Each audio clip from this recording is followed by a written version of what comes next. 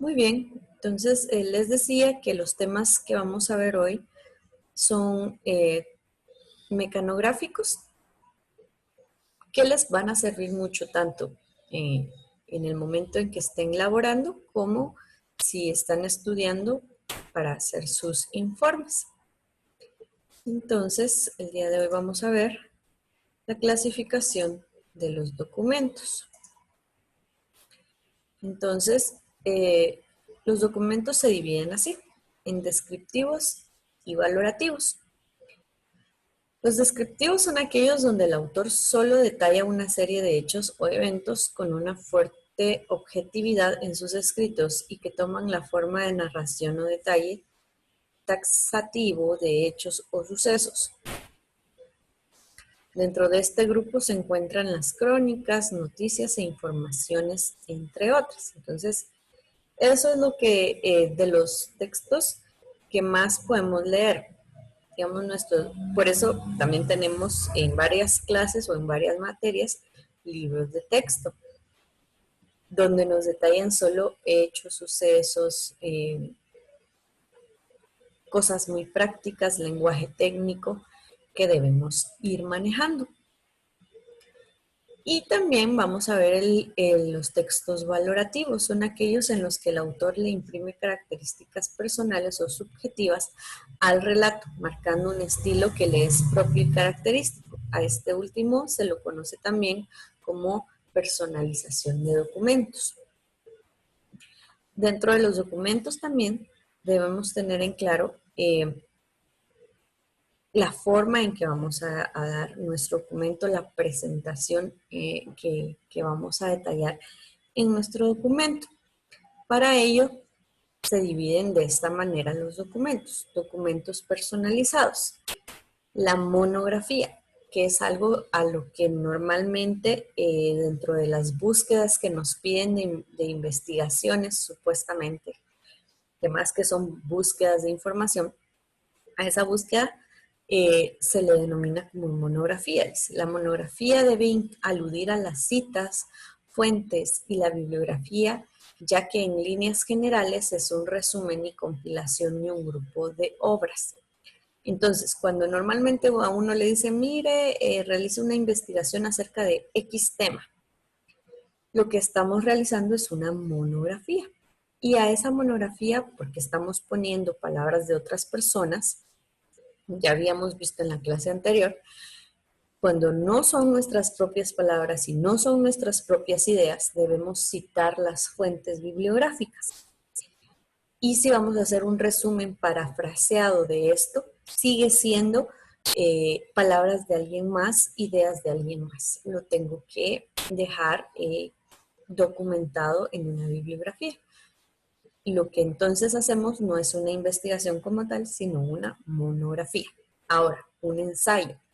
Es un documento elaborado en base a especulaciones teóricas sobre un tema en cuestión que puede o no incluir alusiones a obras, citas o fuentes de otros autores. No posee veracidad científica, pero sí tiene el protagonismo propio de una idea lanzada al aire que puede llegar a tener forma en el futuro. Entonces, cuando le dicen a usted, realiza un ensayo, usted al realizar un ensayo es porque ya leyó varios documentos, varios libros con respecto a ese tema. Y usted va a plasmar ahí las ideas o las investigaciones que usted ha realizado y son sus propias ideas. Entonces eso ya es un ensayo. Hay ensayos muy informales, como la mayoría que se mandan a hacer, y hay ensayos muy bien elaborados. Por ejemplo, Albert Einstein hizo un ensayo acerca de sus descubrimientos que fue haciendo y con el tiempo, ya él muerto, se fueron dando cuenta que en su ensayo, más que un ensayo, era una teoría que ya se podía practicar. Y así hay muchos más ensayos, ¿verdad? Y por último tenemos la tesis. Es la creación propia del intelecto de un autor firmemente apoyado en la experiencia científica, razón por la cual se debe aludir en forma categórica a los datos obtenidos y utilizados en la experimentación junto con, si la hubiera, la bibliografía, citas y fuentes, gozando por tanto de un total de una total y absoluta veracidad demostrada. Entonces la diferencia con el ensayo es que la tesis sí conlleva mucha investigación de campo, investigación experimental, datos, dependiendo de qué tipo de tesis vaya usted a hacer, de qué materia, matemática, física, si es de humanidades, todo eso dependerá entonces las técnicas que se utilizan para investigar. Y entonces ya es de la tesis pasamos igual a la elaboración de teorías y de otros sistemas de pensamiento. Y eso, estos tres son los que más se utilizan académicamente. Y también, pues, al momento de realizar escritos en el trabajo, por ejemplo, si les llegaran a pedir, lo que más se realiza son ensayos en los trabajos de ciertas investigaciones que se les pide. Entonces, más o menos eso es lo que veríamos el día de hoy. Permítanme. Muy bien. Entonces, no sé si tienen alguna duda o alguna pregunta de los No. tipos de documentos que vimos hoy. ¿No? Muy bien. Cuando vamos a realizar un texto es importante que sepamos qué significa un diagrama. Entonces nos dice que el diagrama es el conjunto de partes que debe tener un documento que queremos presentar. Si a este diagrama le falta una de las partes, entonces deja de ser un documento comercial como tal. Por ejemplo, en una carta mercantil o en una carta eh, formal, debe ir un encabezado. También debe llevar el destinatario y todo eso. Eso es parte del diagrama de una carta.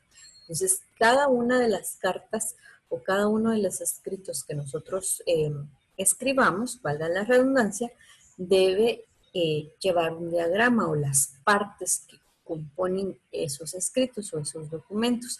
De igual manera, lo que acabamos de ver, la monografía, por ejemplo, debe llevar las fuentes bibliográficas correspondientes, porque si no, no es una bibliografía y se toma como que se hurtó la información. Y también, dependiendo de qué documentos estemos haciendo, esto es muy importante que en la diagramación, ¿verdad? No solo cómo va estructurado, sino que lleve estas partes. Cuando ya es una monografía a nivel universitario o una tesis o alguna situación del trabajo, debe llevar las fuentes bibliográficas, porque si no también podemos caer en delitos que son penados con multas o con cárcel también, ¿verdad? Dependiendo de qué tipo de documento sea. Entonces es muy importante que entendamos que la palabra diagrama en mecanografía o en los documentos es que debe llevar todas las partes requeridas para que sea un documento como tal. Y aparte es el diseño que se le va a dar para la presentación. Entonces, si hablamos de diagrama y el diseño de los documentos, es que vaya completo y que vaya con cierto tipo de adorno, digamos, aunque sean cartas comerciales o muy formales, debe ir eh, bien presentable, ¿sí? Entonces, eso es lo que teníamos para el día de hoy. No sé si tienen alguna duda acerca de esto también.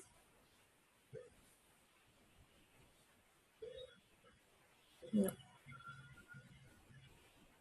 No, mis. Ok.